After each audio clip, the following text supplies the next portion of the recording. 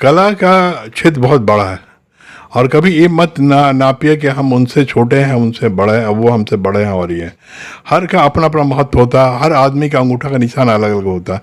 दोस्तों, rising Bihar channel पर rising Bihar का संपादक मैं सिद्धेश्वर आपका हार्दिक अभिवादन करता हूं और साहित्य यात्रा के इस सफ़र में आपको मैं आज एक ऐसे शख्सियत से रूबरू कराने जा रहा हूं जिन्होंने आईएएस अधिकारी होने के बावजूद कला के प्रति अथाह प्रेम रखा है और उन्होंने कई वर्षों से कलाकृतियों का ऐसा नमूना पेश किया है जिसे देखकर हम आश्चर्य से भर जाते हैं। उनकी कलाकृतियों में प्राकृतिक और ग्रामीण क्षेत्रों का अद्भुत संगम है और उनकी कलाकृतियों में आधुनिकता का और पहले की जो कलाएं हैं उसका अद्भुत संगम है। हमारा आशा है श्री मिथिलेश कुमार जी, मिथिलेश कुमार जो हमारे शहर के प्रतिष्ठित अधिकारी हैं और एक प्रतिष्ठित कलाकार के रूप में भी जाने पहचाने जाते हैं। तो आइए आज हम आपको मिथिलेश कुमार से भेंट करवाते हैं जो आज हमारे स्टूडियो में पधारे हैं। और इसके पहले कि आपसे निवेदन है कि आप हमारे इस राइजिंग बिहार चैनल को सब्सक्राइब अवश्य कीजिए। आइए हम रूबरू कराते हैं मिथिलेश कुमार से। तो आज हमारे सामने उपस्थित हैं देश के एक प्रतिष्ठित कलाकार मिथिलेश कुमार जी जो हमारे ही शहर पटना में रहने वाले हैं और इनकी अभिरुचि कला के प्रति बचपन से रहा है। ये हाल में अवकाश प्राप्त किए हैं। ये सरकारी विभाग में अधिकारी थे और आज स्वतंत्र रूप से वे कला के क्षेत्र में अपना जौहर दिखला रहे हैं। तो आइए हम सबसे पहले उनका परिचय छोटा सा लेते हैं और उसके बाद हम उनसे कला के विषय में, चूँकि वे कलाकृतियाँ बनाते हैं, रंगीन कलाकृतियाँ बनाते हैं, उसके बारे में चर्चा करेंगे। तो मिथिलेश कुमार जी, आप संक्षिप्त परिचय देना चाहेंगे हमारे दर्शकों को कि आपने इसके प्रति कैसे रुचि रखा कलाकृति के प्रति और आप और क्या कर रहे हैं? जी हम धन्यवाद। मेरी माँ जी टीचर्स ट्रेनिंग की हुई थी, तो उनके से हमें प्रेरणा मिली। और मेरे पिताजी पुलिस सेवा में थे। जब हम लोग भागलपुर मुजाहिद में थे, हम क्लास 3 वर्ग के छात्र थे, तो हमारे पड़ोस में एक लड़का था जो बनाता था, उसने हमें गाइड किया। फिर हम आईएससी में थे दरभंगा में, तो हमारी छोटी बहन का एक सहेली का एक भाई जो था आर्ट कॉलेज का था, स्टूडेंट था कलकत्ता का, उसने हमें गाइड किया। फिर हम बेटी घर पोस्टिंग में थे, तो पटना आर्ट कॉलेज का एक स्टूडेंट था जो हमें वाइल पेंटिंग सिखाया कुछ। और उसके बाद ऐसे ही लोग मिलते गए, कुछ सीखते गए। कोई संस्था में तो नहीं सीखा। और हम 1988 में हम बिहार प्रशासनिक सेवा ज्वाइन किए और फिर हमको भारतीय प्रशासनिक सेवा में पदोन्नति हो गई। फिर हम विशेष सचिव मंत्रिमंडल रहे और 2021 में हम वहाँ से रिटायर कर गए। अच्छा मिथिलेश जी, आप ये बतलाइए कि नौकरी रहती जिसमें आप नौकरी आपकी तो कलाकृतियाँ बहुत दिनों से बनाते रहे हैं, तो आप नौकरी करते हुए अपने समय कैसे निकाल लेते थे इस कलाकृति बनाने के लिए? नहीं, बहुत कठिन था। एक दौर था कि मेरे पास रंग नहीं होता था, तो हम जब बेरोजगार थे तो हम कैमल का ब्लैक इंक और प्लस पोस्टर कलर का वाइट मिला के हम ब्लैक एंड वाइट पेंटिंग करते थे। तो हमने सोचा था कि भगवान का सेवा से नौकरी मिलेगी तो रंग की कोई कमी नहीं होगी। भगवान का सेवा से नौकरी मिल गई और रंग की कोई कमी नहीं हुई। नहीं, फिर समय का कमी हो गया। हमने आज भी बहुत सारा रंग खरीदा है, रंग मेरा सूख भी जाता है, लेकिन हम बहुत खरीदते हैं। नहीं, समय नहीं है रहा, लेकिन अब भगवान का सेवा से रिटायर कर गए हैं और 1-2 प्रॉब्लम हल हो जाता है तो फिर हम स्वतंत्र रूप से और पूरा समय पेंटिंग में हम देंगे। अच्छा, आप अब तक कितनी कलाकृतियाँ बना चुके हैं? हम तो 2000 कहिए कि 7वां से बना रहे हैं और अभी तक बना रहे हैं। तो उस संख्या कितनी? संख्या का तो हमने बनाया और बांट दिया, हमारे पास है नहीं, रहा नहीं। हम बनाते गए बांटते गए, क्योंकि बहुत छोटा छोटा था। मेरे लिए यही बड़ी उपलब्धि थी कि कोई हमसे अब मेरी पेंटिंग मांग ले, तो ये मेरे लिए बड़ी उपलब्धि होती थी कि उसको पसंद आ गया, वो ले लिया। अच्छा अच्छा, आपकी कलाकृतियों की कभी प्रदर्शनी लगी है कि नहीं? नहीं, कभी कैसे प्रदेश नहीं आप लगे। जब भी बनाए छोटे से? छोटे छोटे ही बनाए बहुत। या जब ISV में पढ़ते थे A4 साइज में बनाया और ये किया। उस समय तो हमारे पास पेपर का भी नॉलेज नहीं था। बाद में वो एक दो जो मित्र मिले और जो गाइड किए, तो उन्होंने पेपर बताया कि ये सब पेपर आपको मिल सकता है, इस पर बनाइए, अच्छा इफेक्ट आएगा। अच्छा, आज जो कला प्रदर्शनी जो लगाई जाती है, जिसमें FM हुसैन से लेके बादल से लेके तमाम कलाकारों की प्रदर्शनियाँ लगती है, आप जो आज मॉडर्न आर्ट बनाए जा रहे हैं और आप जो आर्ट बनाते हैं, इन दोनों में आप क्या अंतर पाते हैं? देखिए, मॉडर्न आर्ट जो है उसका अपना महत्व है।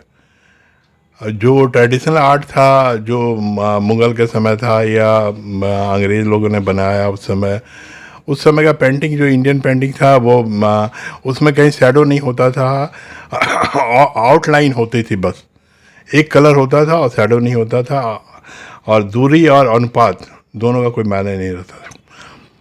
उसके बाद फिर लोग चेंज चाहते हैं, स्वाभाविक है, चेंज हर आदमी चाहता है, चेंज चाहता है। तो मॉडर्न आर्ट आया तो लोगों ने उसको स्वीकार किया। उसमें अलग लुक था, भाव था, कलर की प्रधानता थी, सबसे इम्पोर्टेंट था उसमें कलर का जो कलाकार का अपना भाव उसमें प्रकट होता था हर कलर में। उसी हिसाब से मॉडर्न आर्ट अधिक डेवलप किया, लोकप्रिय भी हुआ। अच्छा, आप जो कलाकृतियाँ बनाते हैं, वो मुझे लगता है कि पहले के आर्ट और आज मॉडर्न आर्ट, इन दोनों के बीच के स्थिति आपकी कलाकृतियों में रहता है। मैंने देखा बैकग्राउंड आप बहुत डार्क रखते हैं, जिसके कारण आपकी जो कलाकृतियाँ सामने जो आती है वो बहुत उभर के सामने आ जाती है, वो रंगों का जो मेल होता है। और मैं देखता हूँ कि ज़्यादातर आप महिलाओं को पर केंद्रित आपने कलाकृतियाँ बनाया है, तो महिला तो खैर सौंदर्य बोध का प्रतीक है ही, तो इसे क्या कारण है कि आप अधिकतर उस ओर आपका झुकाव है? नहीं, ऐसा भी माना जाता है कि प्रकृति की सबसे सुंदर रचना महिला है, और ये भी सत्य है। और मेरा पहले भी हम बनाते थे तो बैकग्राउंड बहुत डिटेलिंग होता था बैकग्राउंड में, लेकिन धीरे धीरे लगा कि बैकग्राउंड उतना महत्व नहीं देता है, मेन ऑब्जेक्ट जो है वो महत्वपूर्ण है। तो बैकग्राउंड जो है हमने लाइट या डार्क शेड यूज किया। जिन डार्क शेड यूज करने के बाद जो है, जो मेन ऑब्जेक्ट है वो हाईलाइट होता है। उसमें कलर कम्बिनेशन वगैरह जो है, जैसे वाइट शेड वगैरह यूज करें तो अधिक इफेक्ट होता है, तो वो अधिक अच्छा लगने लगा। तो जो नहीं, इसलिए हमने बैग ये देखा। अब कुछ कलाकारों का भी ये हम नहीं कह सकते हैं कि हम प्रभावित नहीं होते हैं। जैसे हमने देखा बहुत सारे बाहर के कलाकारों को कि वो डार्क शेड यूज करते हैं, डार्क ब्राउन, डार्क रेड, या जैसे पिकासो वो ग्रे यूज करके ही काम चला लेते हैं थे। तो इस टाइप से थोड़ा थोड़ा सीखा, देख के ही सीखा, और कहीं तो कुछ नहीं है। ये तो बहुत बड़ी बात है कि आप देख के सीखे, वरना आपके कलाकृतियों को तो देखकर ऐसा लगता है कि आप किसी कला महाविद्यालय से पढ़ कर आए हुए हैं। और ऐसे बहुत कम कलाकार हैं, मैंने देखा है संदीप राशिनकर है, या मैं स्वयं हूँ, कोई कलाकार कला महाविद्यालय में नहीं पढ़ा हूँ। और मुझे लगता है यह शायद जन्मजात गुण होता होगा, जिसके कारण आप ये कलाकृतियाँ नियमित बनाते रहे, आज भी बना रहे हैं उतनी गति से उस उम्र में भी। और एक बात है कि इस कलाकृतियाँ जो आप बनाते हैं, तो आप तो खैर नौकरी कर रहे हैं और आपको इसके बारे में कलाकृतियों से कोई आपका व्यवसायिक रूप रहा भी नहीं है। क्या आपको ऐसा लगता है कि सिर्फ कलाकृतियों के माध्यम से कोई कलाकार अपना जीविका चला सकता हो? नहीं, बहुत कठिन है, क्योंकि इसका मार्केट बहुत कम है। और पहले ज़माने में भी ये बहुत सीमित वर्ग में था। राजा महाराजा इसका पोषण करते थे, राज दरबार में लोग कलाकार होते थे, वो बनाते थे। लेकिन जब से फोटोग्राफ लागू हो गया तो वो वहाँ से हट गए। उसके बाद लोगों ने फोटोग्राफ के तुलना में पेंटिंग के जगह पर मॉडर्न आर्ट शुरू कर दिया लोगों ने। मॉडर्न आर्ट तो शुरू किया है, लेकिन मॉडर्न आर्ट भी आज कहाँ उतनी कीमत में हर लोग तो नहीं खरीद। जैसे FM हुसैन है, इस तरह के कुछ ही कलाकार हैं जो लाखों रुपए उनकी कलाकृतियाँ बिक रही है। लेकिन मैंने बहुत से कलाकारों को देखा, जैसे मधुबनी आर्ट भी लोग बनाते हैं, मैंने देखा उनकी कलाकृतियाँ 1000-2000 में लोग खरीदने को जल्दी तैयार नहीं होते हैं। ऐसी स्थिति में कलाकार भूखमरी की स्थिति में मुझे लगता है, और उनको अपनी जीविका के लिए कोई और साधन भी खोजना पड़ता है। नहीं, आपने ठीक कहा। हम संयोग से हम डायरेक्टर DRDA मधुबनी थे, जहाँ मधुबनी पेंटिंग में DRDA का बहुत बड़ा रोल होता था। तो हमने गांव-गांव घूम के देखा कि पेंटिंग बहुत बनी हुई है, लेकिन मार्केट नहीं है। खरीदारी नहीं है, ऑनलाइन भी है। तो उसमें भी जो बहुत अधिक स्मार्ट थे ऑनलाइन कुछ कर रहे थे, लेकिन जो सामान थे वो उनसे नहीं हो पा रहा। मार्केट बहुत दिक्कत है। यदि पेंटिंग का अच्छा मार्केट हो, गवर्नमेंट का सपोर्ट हो, या गवर्नमेंट खरीदे, या गवर्नमेंट बाहर भेजने का, इंटरनेशनल मार्केट में बेचने का उपाय करे, तो थोड़ा प्रोत्साहन मिलेगा। लेकिन इसमें एक खरीदने वाला एक सीमित वर्ग है। लोग महंगे से महंगे मोबाइल खरीद लेंगे, लेकिन पेंटिंग नहीं खरीदना चाहते हैं। आजकल मोबाइल से पेंटिंग से अधिक मोबाइल का बहुत बढ़ गया। जी जी।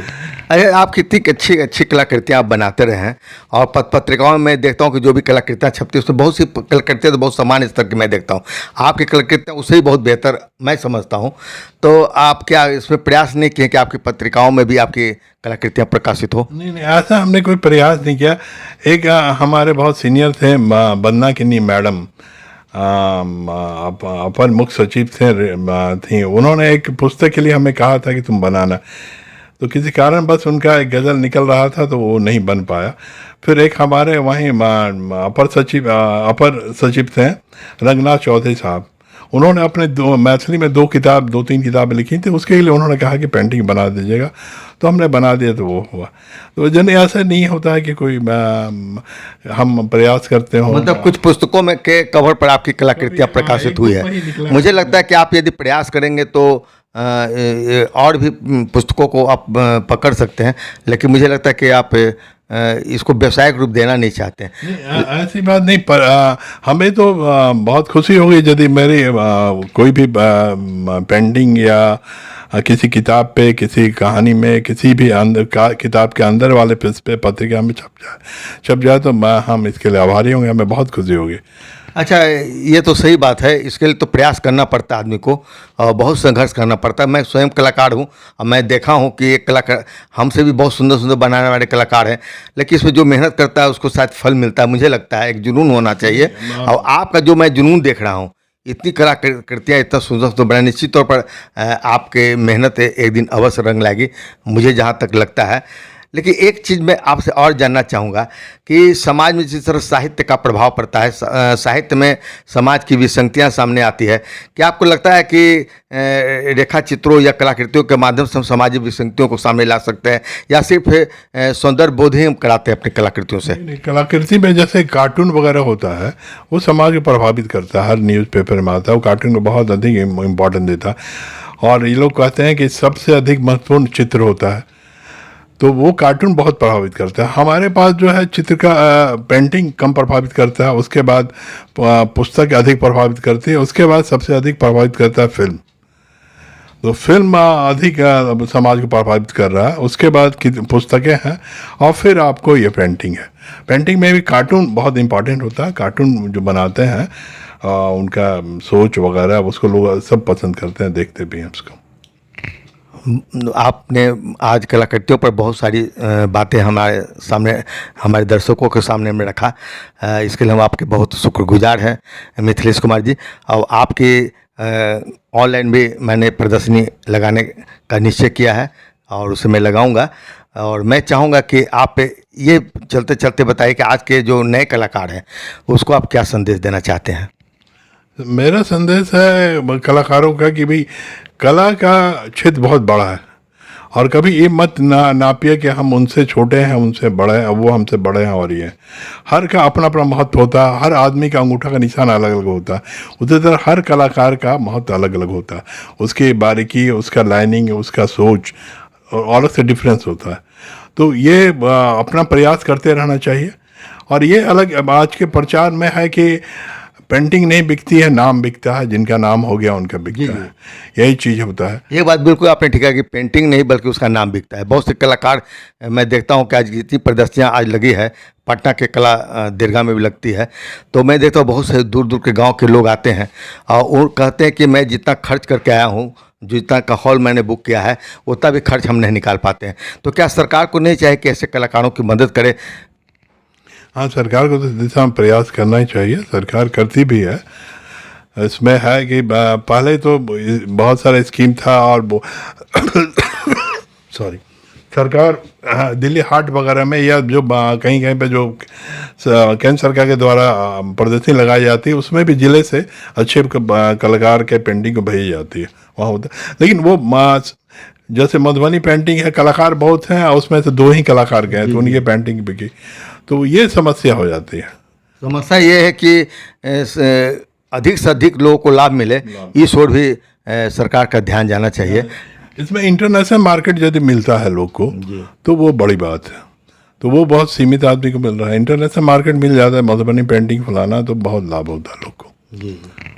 जी बहुत बहुत धन्यवाद मिथिलेश कुमार जी। अभी आप मिथिलेश कुमार से मिल रहे थे। और दोस्तों, मैं पुनः फिर अगले एपिसोड में मिलता हूं।